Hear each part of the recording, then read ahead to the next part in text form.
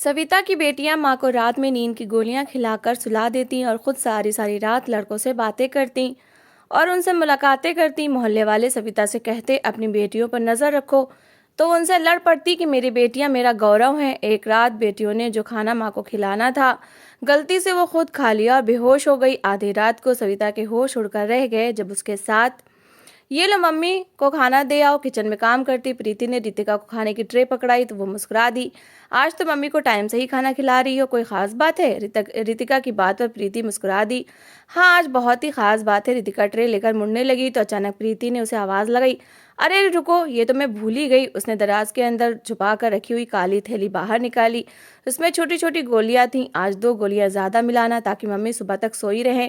कल भी वो आधी रात को उठ गई थी, प्रीति ने कहा। तो रितिका ने ध्यान से नींद की वो गोलियां सविता के खाने में मिला दी।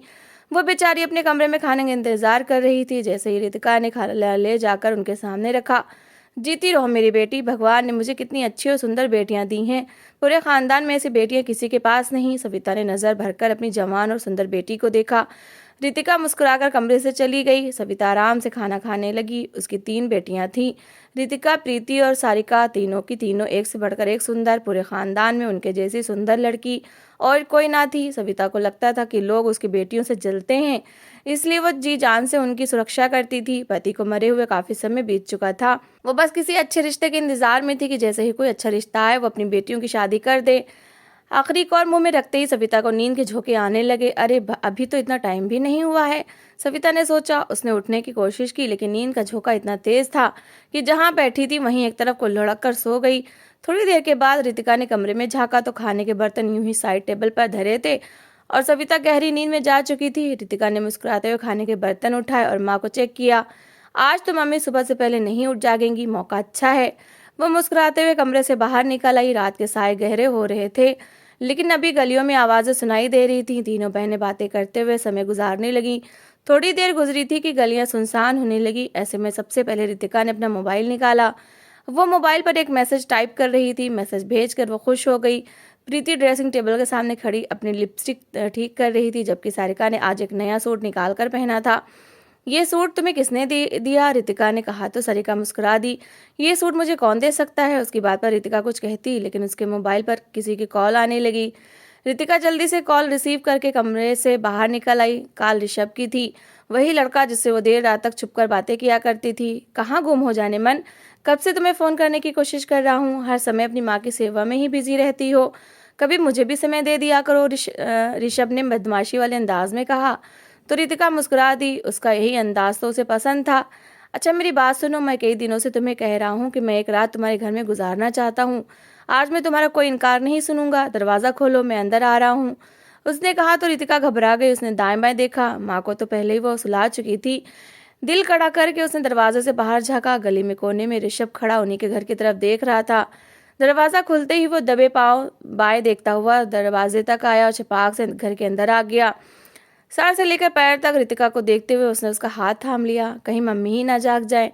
रितिका ने कहा तो ऋषभ बोला, वो जो गोलियां मैंने तुम्हें दी थी वो बहुत पावरफुल हैं, तुम्हारी माँ सुबह से पहले नहीं उठेंगी, आओ मेरे साथ। ये कहते हुए वो रितिका को छत पर ले गया। कमरे में बैठी सारिका और प्रीति ने भी अपने अपने मोबाइल निकाल लिए थे। प्रीति अपने कमरे में ही लेटी मोहल्ले के एक लड़के से बात कर रही थी, जबकि सारिका ने अपने कॉलेज के एक प्रोफेसर से दोस्ती कर रखी थी जो उसके साथ प्यार और मोहब्बत के दावे करता था। अगले दिन सविता जागी तो हमेशा की तरह उसका सर भारी हो रहा था। उसकी 3 बेटियां कमरे में बेसुध सोई हुई थीं। कई बार आवाज़ें देने पर भी ना जागी तो खुद ही सविता किचन में चली आई और अपने लिए नाश्ता बनाने लगी। नाश्ता लेकर वो बाहर लाउंज में बैठी और एक एक बेटी को आवाज़ें देने लगी। काफ़ी देर के बाद उसकी तीनों बेटियां जागी। उनकी आंखें लाल हो रही थी। वह घर के कामकाज में बिजी हो गई। कुछ देर गुजरी थी कि दरवाज़ा बजा।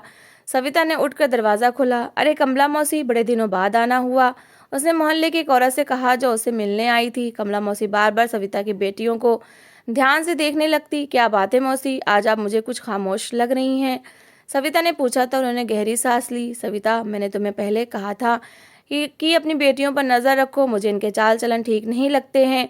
तुम्हारे घर के आसपास बदमाश लड़के मंडराते रहते हैं। भला ऐसा कैसे संभव है कि तुम्हारी बेटियों ने घास न डालती हों और उसके बाद भी वो यहीं नजर आते रहे। मैं तुम्हारी पड़ोसन हूँ। कल रात भी मुझे छत से अजीबोगरीब तरह की आवाज़ें आ रही थीं, जैसे कोई लड़का और लड़की आपस में बातें कर रहे हो। तुम्हारे घर में तो कोई और आदमी नहीं है, तो बताओ भला वो आवाज़ किसकी थी? कमला मौसी ने कहा तो सविता पहले तो चौंक गई और फिर अचानक ही वो गुस्से से आग बबूला होने लगी। शर्म नहीं आती आपको मेरी बेटियों के बारे में ऐसी बात करते हुए? मुझे अच्छी तरह पता है आप ये सब क्यों कह रही हैं। आपकी अपनी बेटी सांवली रंगत की है और कोई उसे पूछता तक नहीं, जबकि उसके मुकाबले में मेरी बेटियों के आए दिन रिश्ते आते हैं। मेरी बेटियां मोहल्ले में सबसे ज़्यादा सुंदर हैं, इसीलिए आप जलती हैं और ईर्ष्या के हाथों मजबूर होकर उनके ऊपर ऐसे आरोप लगा रही हैं।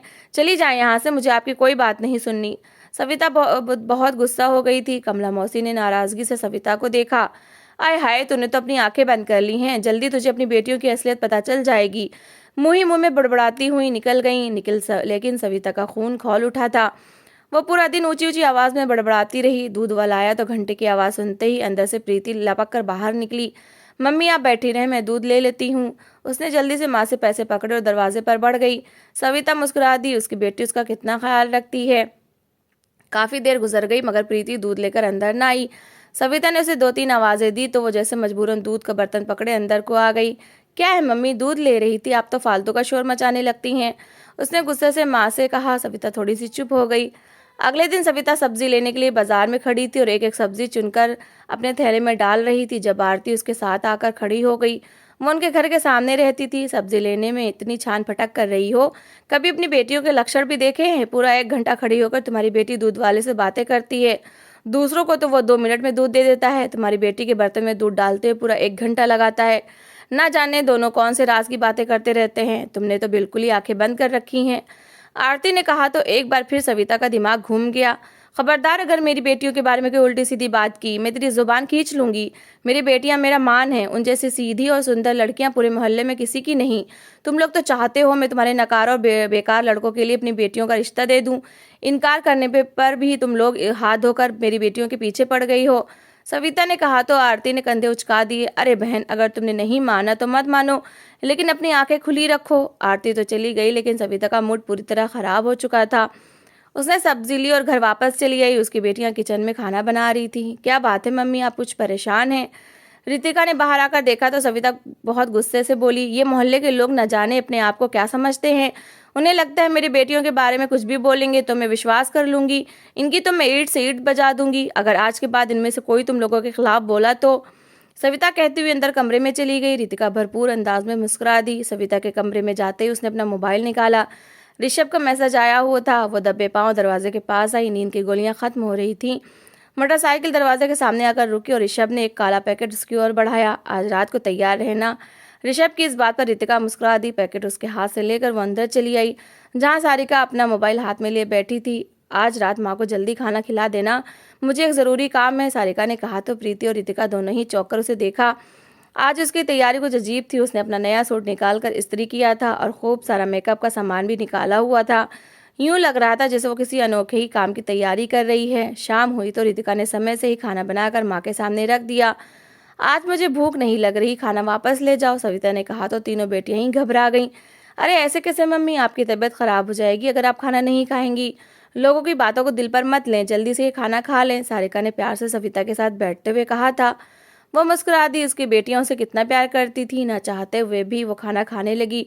खाना खत्म होने से पहले ही उसकी आंखें नींद से बोझल होने लगी। आज रितिका ने खाने में नींद की गोलियों की मात्रा ज्यादा डाली थी, इसीलिए जल्दी से उसकी आंख लग गई और उसके खराटे कमरे में गूंजने लगे।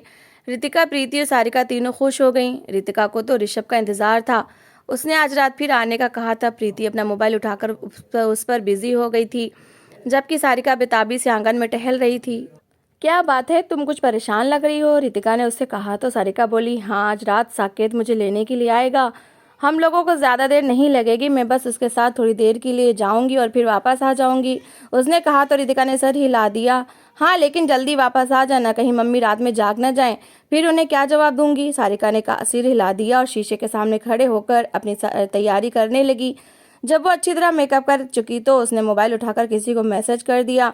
ये उसके कॉलेज के टीचर था जिसके प्यार में वो अंधी हुई जा रही थी। थोड़ी देर के बाद घर के बाहर मोटरसाइकिल रुकने की आवाज़ आई। सारिका जल्दी से तैयार हो गई। मैं बाहर जा रही हूँ, ख्याल रखना, मम्मी को पता ना चले, मैं बस जल्दी वापस आ जाऊंगी, उसने कहा और लपक कर घर से बाहर निकल गई। बाहर साकेत उसका इंतजार कर रहा था। सारिका फटाफट उसके साथ मोटरसाइकिल पर बैठ गई। सारिका चली गई तो थोड़ी देर के बाद ऋषभ भी आ गया। आज वो रितिका के लिए एक सस्ता सा परफ्यूम लाया था। परफ्यूम देखते ही रितिका बुरी तरह से लट्टू हो गई। ऋषभ ने इस परफ्यूम की कीमत 4 गुना ज्यादा बताई थी। आज वो कह रहा था कि वो रितिका के साथ कमरे में समय गुजारेगा। रितिका ने थोड़ी देर तो बहाने किए, लेकिन फिर उसे लेकर कमरे में आ गई। प्रीति मोबाइल पर बिजी थी। इन दोनों को कमरे में आता देखकर चौंक गई। मैं बाहर चली जाती हूँ, उसने अपना मोबाइल उठाया और ऊपर छत पर आ गई। आने से पहले उसने एक नज़र सविता पर डाली, जो गहरी नींद में डूबी थी। प्रीति मुस्कुरा दी। आपका यही इलाज है? दिन में तो आप हमें मोबाइल चलाने नहीं देती, ना ही कहीं घूमने फिरने जाने देती। अच्छा है कि हमने आपसे छुप कर अपने पास मोबाइल रखे हुए हैं, और जो हमारा दिल चाहता है हम वो करते हैं। प्रीति ने गर्व भरे अंदाज में कहा और मोबाइल लिए ऊपर चली गई। छत पर टहलते हुए बड़े मजे से किसी लड़के से बातें कर रही थी, जबकि नीचे रितिका और ऋषभ ने कमरे का दरवाजा बंद कर लिया था और अपनी रास लीला में बिजी थे। सविता सुबह जागी तो उसके मोबाइल पर एक कॉल पड़ी हुई थी। ये उसकी एक पुरानी जानने वाली की थी। उसने उस औरत से अपनी बेटियों के रिश्ते का कह रखा था। फोन सुनते ही सविता की खुशी के ठिकाना न रहा। उसने सविता से कहा था कि आज शाम में वो लड़के वालों को लेकर आएगी। तीनों बेटियों में से उन लोगों ने सारिका को पसंद कर लिया था। लड़के को भी सारिका खूब भाई थी। सविता खुशी से निहाल हुए जा रही थी। वो बाहर आई, लेकिन तीनों बेटियां अभी तक सो रही थीं। उठ जाओ लड़कियों, जल्दी से घर के कामकाज खत्म कर लो, शाम में कुछ मेहमान आएंगे, सविता ने कहा। सारिका जो सुबह होने से बस कुछ देर पहले वापस आई थी, उसने करवट बदल ली। मम्मी कुछ देर और सोने दें, बहुत थकावट हो रही है, उसने कहा तो सविता हंस दी। बस कुछ ही दिन ही माँ के घर में है, चलो थोड़ी देर अय्याशी कर लो, ससुराल में जाकर न जाने कैसा माहौल मिले। सविता बाहर आई और खुद ही घर के कामकाज निपटाने लगी। 12 बजे के करीब उसकी तीनों बेटियां उठकर कमरे से बाहर निकली तो सविता ने उन्हें बता दिया कि शाम में कुछ मेहमान आएंगे, खाने में कुछ अच्छा सा बनाना है। सविता ने जानबूझकर उन्हें ये ना बताया कि शाम को रिश्ते वाले आएंगे। उसकी बेटियां शादी और रिश्ते के नाम से कुछ चिढ़ जाया करती थीं। सविता ने समझा दिया था कि वो अच्छे से तैयार हो जाए। तीनों बेटियों ने खाना बनाना शुरू कर दिया और शाम के लिए सारी व्यवस्था कर ली। मेहमानों के आने का समय हुआ तो वो तीनों तैयार होकर लाउंज में आ बैठी। सविता ने जो समय बताया था बिल्कुल उसी समय मेहमान आ पहुंचे। वो सविता से बड़े प्यार से मिले। एक औरत थी और उसके साथ 2 लड़के, एक बड़ी उम्र का आदमी भी था, शायद उस औरत का पति था। उन्होंने आते ही उस औरत का नाम बताया जिसने उन्हें सविता के घर भेजा था।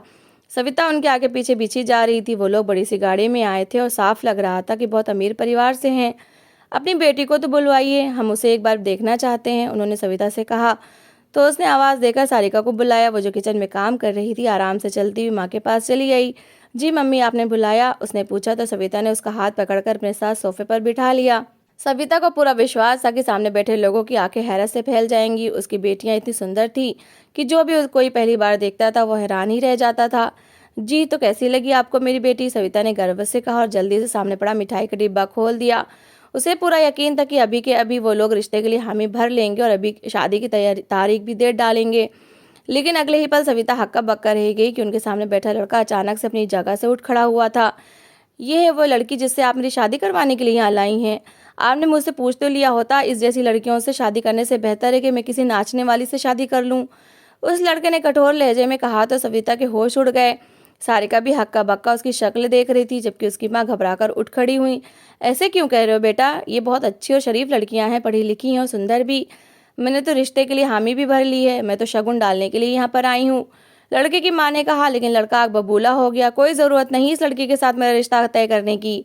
ये बाहर जो कुछ करती है मैंने वो सब अपनी आंखों से देखा है। कल रात ही तो मैंने देखा था इसे।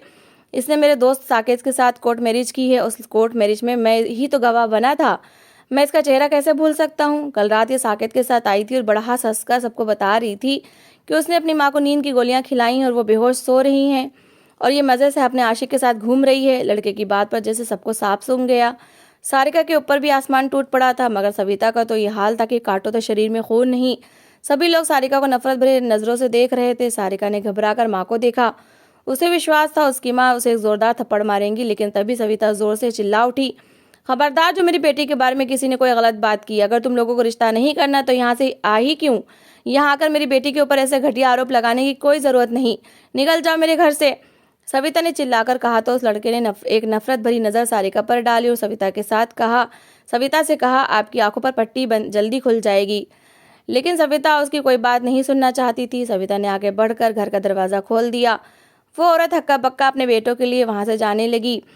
मेहमानों के लिए जितना भी नाश्ता और खाना बनाया था सब धरा का धरा रह गया। सारिका अब खुद पर काबू पा चुकी थी। रितिका और प्रीति भी आंखों ही आंखों में एक दूसरे को इशारा कर रही थी। शुक्र था कि आज माँ को कुछ पता नहीं चला था। सविता का ब्लड प्रेशर हाई हो रहा था। वो जल्दी से अपने कमरे में जाकर लेट गई। सविता उठकर चली गई तो सारिका लपक कर रितिका और प्रीति के पास आई। कहीं मम्मी को शक तो नहीं हुआ, उसने कहा था। रितिका ने उसे घूरा। तूने भी सीधा कोर्ट मैरिज कर ली, क्या जरूरत थी ऐसा करने की? वैसे ही कुछ दिन मजे करके छोड़ देती उसे, जैसे मैं ऋषभ को छोड़ने वाली हूँ। बस आज रात बुलाऊंगी। रितिका हंसी तो प्रीति भी हंस पड़ी, जबकि सारिका ने सर झटक दिया। अरे वो कोर्ट मैरिज तो बस ऐसे ही थी, मैं उसे कहाँ मानती हूँ। दरअसल साकेत बहुत जिद कर रहा था तो मैंने उसकी बात मान ली और पिछले सप्ताह कॉलेज के बाद जाकर हमने कोर्ट मैरिज कर ली। मजे से अपने नाखूनों को देखते हुए कह रही थी। किसी को भी अपनी बूढ़ी माँ का एहसास नहीं था, जो बेटियों की खातिर सबसे लड़कर थक चुकी थी। रात होने वाली है, समय से मम्मी को खाना खिला देना। आज ऋषभ ने मुझसे मिलने आना है, रितिका ने कहा और अपने कमरे में चली गई। खाना तो वो लोग पहले ही बना चुकी थी। प्रीति के मोबाइल पर बार बार किसी लड़के की कॉल आ रही थी। उसे ये कॉल सुनना जरूरी था, लेकिन माँ को खाना देना भी जरूरी था। पहले मम्मी को खाना दे देती हूँ, उसके बाद बात कर लूंगी। उसने मोबाइल हाथ में पकड़ा और जल्दी से नींद की गोलियां निकालकर जूस के जग में मिला दी। वो सब्जी में भी गोलियां मिलाना चाहती थी, लेकिन बार बार बजते मोबाइल ने उसका ध्यान अपनी ओर खींच रखा था। क्या मुसीबत आ गई है, पहले से बात कर लो, फिर आकर मम्मी को खाना दे दूंगी। उसने मोबाइल की कॉल रिसीव की और कान से लगाकर ऊपर चली आई। दूसरी ओर जो लड़का था वो शायद लंबी बात करने के मूड में था। रितिका कमरे से निकली तो उसने देखा सविता अपने कमरे में लेटी हुई थी। क्या मुसीबत है, मैंने कहा भी था कि मम्मी को समय से खाना खिला देना। प्रीति भी बस बात नहीं सुनती, उसने गुस्से से कहा और किचन में चली आई, जहाँ प्रीति ने सविता का खाना निकाल कर रखा हुआ था। ओहो, खाना तो उसने निकाला हुआ है, शायद वॉशरूम चली गई होगी। रितिका ने आराम से खाने की ट्रे उठाई, जूस का जग भी उठाकर कमरे में चली आई। चिंता मत करें मम्मी, आप ये खाना खा लें। रितिका ने खाना सामने रखा। सविता का जी तो नहीं चाह रहा था, लेकिन वो मजबूरी में अपना पेट भरने लगी। रितिका को प्यास लग रही थी। उसने जूस के जग में से गिलास में जूस निकाला और गटागट पूरा गिलास पी गई। सारिका भी कमरे में चली आई। ओहो, जूस तो मैंने भी नहीं पिया था, मुझे भी दे दो एक गिलास। उसने एक गिलास जूस जग में से निकाल कर खुद भी पी लिया और अब जग में सिर्फ आधा गिलास जूस बचा हुआ था। मम्मी, आपके लिए तो जूस बचा ही नहीं, उन्होंने कहा तो सविता प्यार से बोली। अरे नहीं, मुझे नहीं पीना, मेरा गला खराब है। ये जूस प्रीति के लिए गिलास में डालकर किचन में रख दो, वो खुद ही पी लेगी, सविता ने कहा तो रितिका ने खाने के बर्तन समेटकर वापस किचन में रख दिए। जूस का गिलास भी उसने ढककर किचन में रख दिया था। उसका सर भारी भारी सा हो रहा था, शायद थकावट के कारण नींद आ रही है, उसने सोचा और वापस सविता के पास आ गई। जब तक वो सो ना जाती आज उसका अपने आप कमरे में जाने का कोई इरादा नहीं था। सविता के साथ ही उसके बेड पर लेटे लेटे उसकी आंखें बोझल होने लगी। कुछ ही पलों में वो गहरी नींद में जा चुकी थी। यही हाल सारिका का भी था। वो भी उठने की कोशिश करती तो चक्कर आने लगते। थक हार कर वो भी आड़ी तिरछी होकर लेट गई और सो गई। सविता बेटियों के चेहरे को प्यार से देख रही थी। शायद थकावट के कारण इन्हें नींद आ गई है। तभी प्रीति ऊपर से नीचे चली आई। सीधा किचन में आकर उसने देखा खाने के बर्तन रखे हुए थे। लगता है रितिका ने मम्मी को खाना दे दिया। उसने निश्चिंत होकर सोचा। लंबी बात करके उसे भी प्यास लग गई थी। उसने शेल्फ पर पड़ा हुआ जूस का गिलास उठाया और पी गई और सविता के कमरे में चली आई। रितिका और सारिका को बेसुध सोता देखकर वो चौंकी। सविता जाग रही थी। प्रीति को किसी गड़बड़ का एहसास हुआ, लेकिन इससे पहले कि वो कुछ करती नींद की गोलियों ने उस पर भी अपना असर दिखा दिया और वो भी लड़खड़ाने लगी। सविता घबरा गई। उसने आगे बढ़कर प्रीति को सहारा दिया और अपने बेड पर लिटा दिया। लगता है आज काम कुछ ज्यादा ही था, उसने चिंता से सोचा। और सबके लिए तो कमरे में सोने की जगह न थी। वो खामोशी से बेटियों के कमरे में आकर लेट गई। थोड़ी देर के बाद उसकी भी आंख लग गई। राज ऋषभ चुपके से घर में आ गया, क्योंकि रितिका ने उसे घर की एक चाबी दे रखी थी। घर में सन्नाटा था। लगता है मेरे आने की सारी व्यवस्था कर रखी है, उसने सोचा और सीधा रितिका के कमरे में चला आया। सामने ही बेड के ऊपर कोई चादर ओढ़कर सो रहा था। ऋषभ दबे पैरों चलता हुआ बेड के पास आया और अचानक इस सोए हुए शरीर से लिपट गया। चादर के नीचे रितिका नहीं बल्कि सविता थी। वो एकदम हड़बड़ाकर जाग गई, लेकिन अब उसने अपने मुंह से चादर न हटाई। ऋषभ प्यार से कह रहा था कि मैं रोज रोज इस तरह तुम्हारे घर आकर मिलते मिलते थक गया हूँ। अब मेरे साथ भागकर शादी कर लो। तुम्हारी बहन ने भी तो साकेत से कोर्ट मैरिज कर ली है, मुझे सारी बात का पता है। कहीं तुम भी मुझे अपनी बहन प्रीति की तरह धोखा ना दे देना, जो हर दूसरे दिन मोहल्ले के किसी न किसी लड़के को अपनी बातों के जाल में फंसाती है और फिर छोड़ देती है। तुम तो मुझसे सच्चा प्यार करती हो ना, तभी तो रोज मुझे अपने घर बुलाती हो और मेरे लिए अपनी माँ को नींद की गोलियां भी खिलाती हो। ऋषभ बोल रहा था, मगर चादर के नीचे सविता को जिसे सांप सूंघ गया था, सारी सच्चाई उसके सामने आ गई थी। उसे पता चल गया कि मोहल्ले वाले जो कुछ कहते थे वो सब सच था। उसे याद आया कि आज रितिका जूस का जो जग उसके लिए लाई थी, उन तीनों ने उसी में से जूस पी लिया था। इसलिए उन तीनों की हालत बिगड़ गई और नींद से बोझल होते हुए उसी के कमरे में सो गई। सविता ने एकदम जोर लगाया और ऋषभ को परे धकेलकर उठ खड़ी हुई। ऋषभ ने जो सविता को जागते देखा तो उसकी आंखें हैरत से फैल गईं। अगले ही पल उसने एक जंप लगाई और घर से बाहर फरार हो गया। लेकिन सविता अपना सर पकड़े बैठी थी। उसने अपनी बेटियों पर अंधा भरोसा किया, मगर उन्होंने उसकी पीठ में छुरा घोंपा। सविता को समझ नहीं आ रही थी कि अब वो क्या करे। वो अपने कमरे में आई, जहां उसकी बेटियां बेहाल सो रही थीं। सविता को उनसे नफरत का एहसास हुआ। उसने अपना फ़ोन उठाया और रिश्ते वाली का नंबर मिलाया। मुझे बड़ी उम्र का के गरीब बदसूरत जैसे रिश्ते भी मिले कम ही हैं। 2 लड़कों के लिए रिश्ते लाकर दो। मैं अपनी बेटियों की कल ही शादी करना चाहती हूँ। सविता की बात पर रिश्ते वाली हैरान रह गई। लेकिन ऐसे रिश्तों की तो उसके पास लाइन लगी हुई थी। दोपहर के समय रिश्ते वाली 2 आदमियों को लेकर आ गई।